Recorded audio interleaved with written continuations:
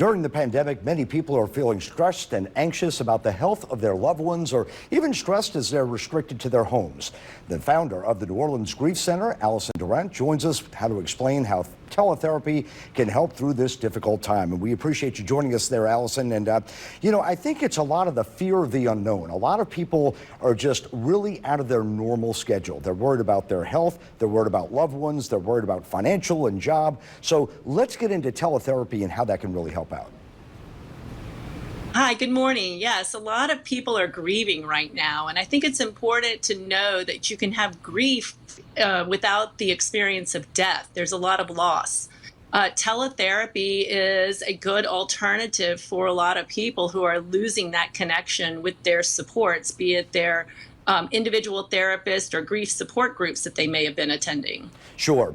We have a family member who has my sister-in-law, an elderly mother who is in a nursing home, and she can't see her. She's worried about her, and she's been very upset lately because she's just not able to get to her. She's not able to talk to her as much. And what can people do, and how can teletherapy help in all of those type situations? Because a lot of us are facing where we really can't see loved ones even in the hospital.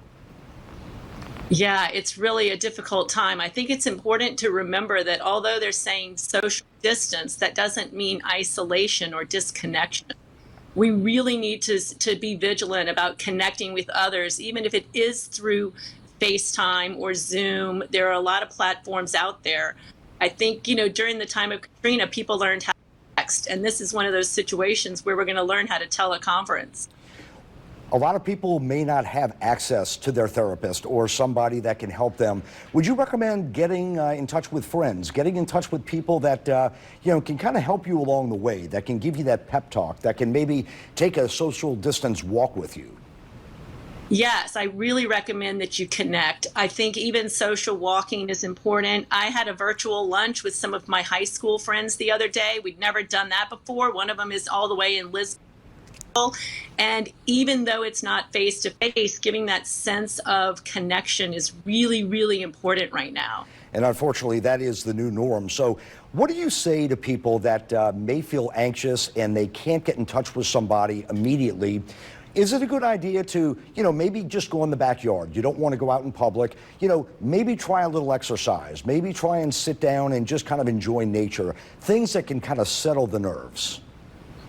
Yeah, I think that is important. And I think it's also important to normalize whatever you're feeling. We're feeling all kinds of things right now. There's a lot going on. People are having anxiety. People are having depression. People are having symptoms they've never felt before. So first of all, I want to normalize that you're going to feel feelings during this time, and we're not alone.